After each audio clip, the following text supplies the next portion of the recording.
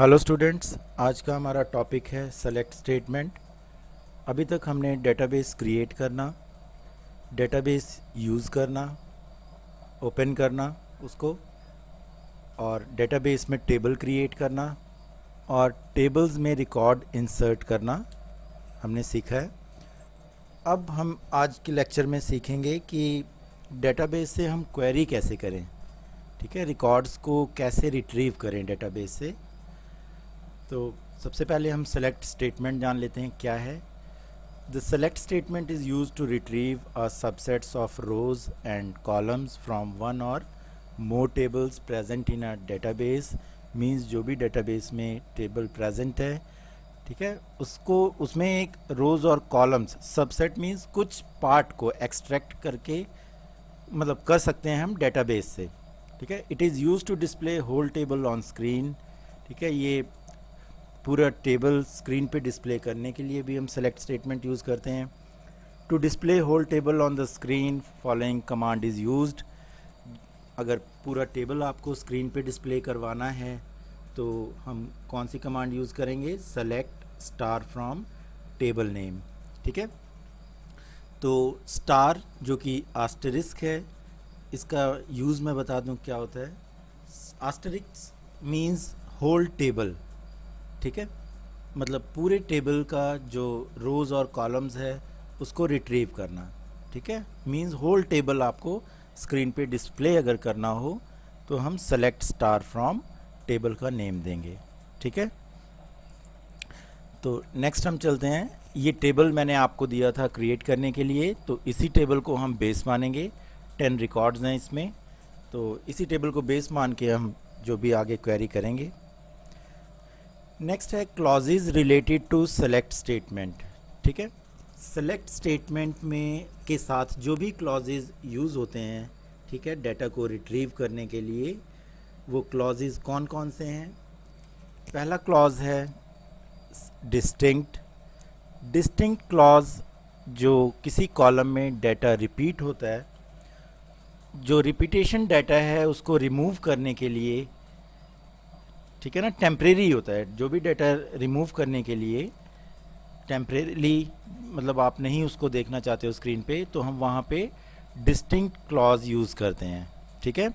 Distinct का function होता है रिमूव द डुप्लीकेट वैल्यूज़, ठीक है। जो डुप्लीकेट वैल्यूज़ हैं उसको रिमूव करके क्या है, आपको वो डुप्लीकेट वैल्यूज़ सिंगल टाइम आपके स्क्रीन पे डिस्प्ले करेगा। जैसे कि हमारे पास टेबल है एम्प्लॉई। एम्प्लॉई टेबल में कई रिकॉर्ड्स जो हैं वो रिपीट हो रहे हैं जॉब कॉलम में, ठीक है। मैं टेबल डिस्प्ले कर देता हूँ एक बार। जैसे ये हमारे पास टेबल है, इसमें 10 रिकॉर्ड्स हैं। जो जॉब कॉलम है इसमें एनालिस्ट देखिए कई बार रिपीट हो रहा है, ठीक है। क्लर्क सिंगल टाइम है, सेल्समैन है, मैनेजर्स है, एनालिस्ट है, प्रेसिडेंट रिपीट हो रहा है। तो इन रिकॉर्ड्स को जो रिडेंडेंसी है इसमें जो रिपीट हो रहा है उसको अगर हमें रिमूव करना है तो हम डिस्टिंक्ट क्लॉज यूज़ करते हैं, ठीक है ना।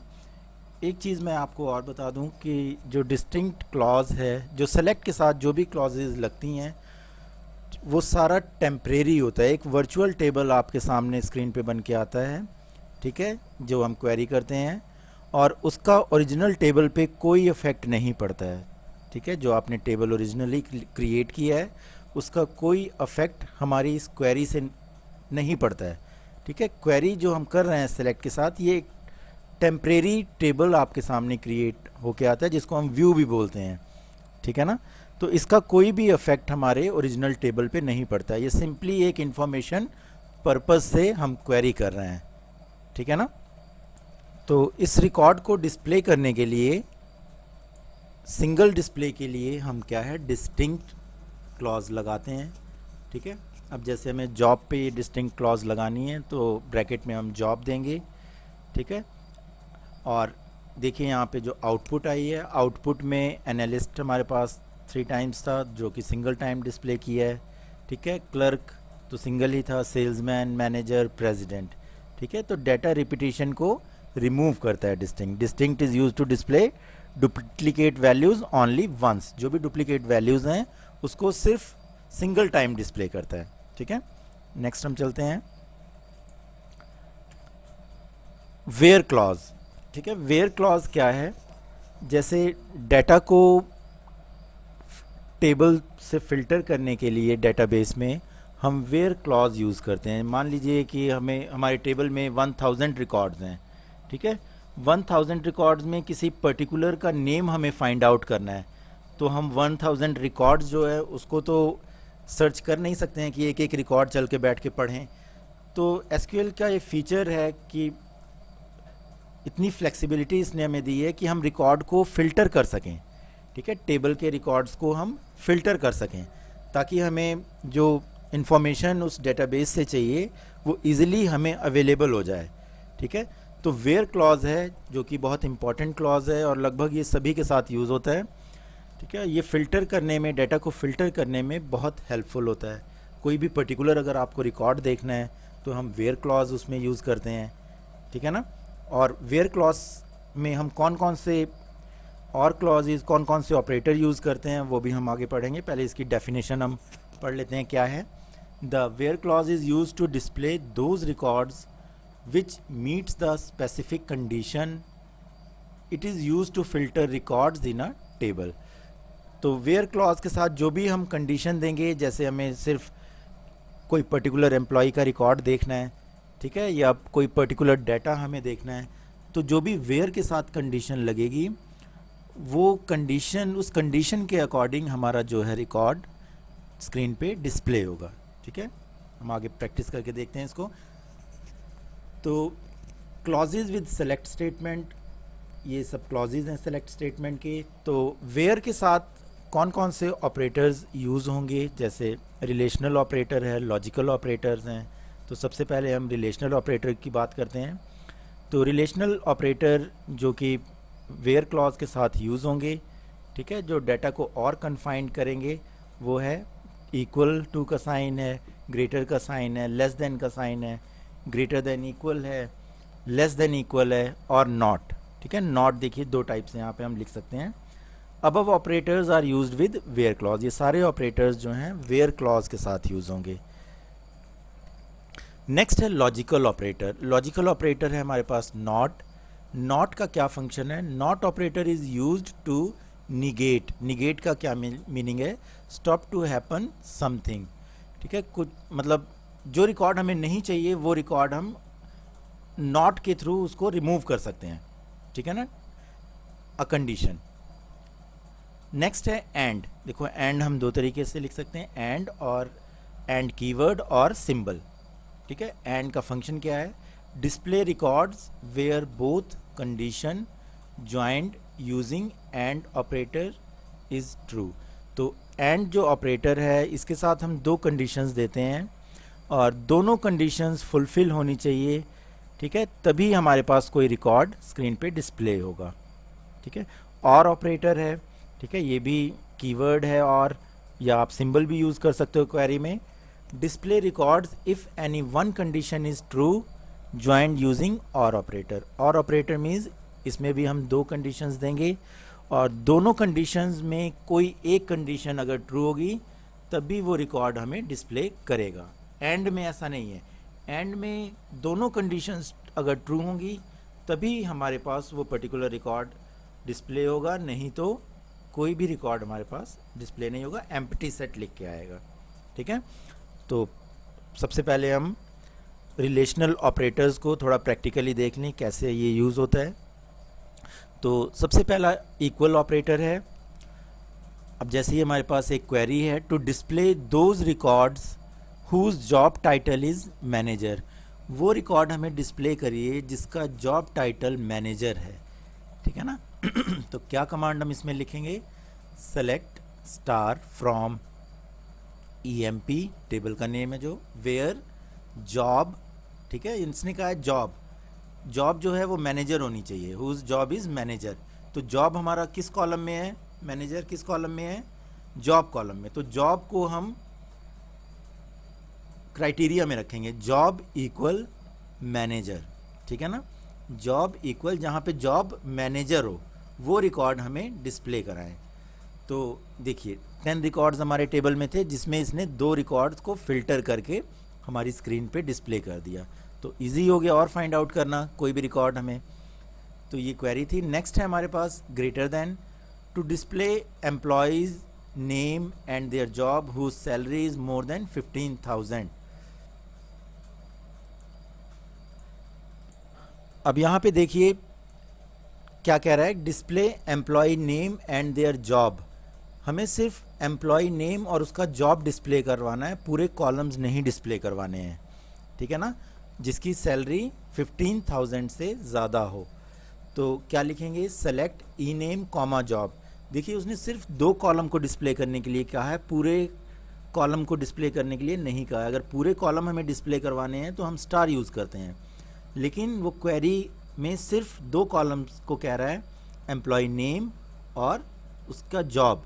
तो 2 कॉलम है, ई नेम और जॉब, हमने स्टार की जगह ई नेम और जॉब लिख दिया, ठीक है। E name comma job from table name where salary greater than 15,000, ठीक है ना। तो हमारे पास जो रिकॉर्ड आएगा वो ई नेम और जॉब, सिर्फ 2 कॉलम ये डिस्प्ले करेगा, ठीक है ना। नेक्स्ट है हमारे पास लेस देन का साइन।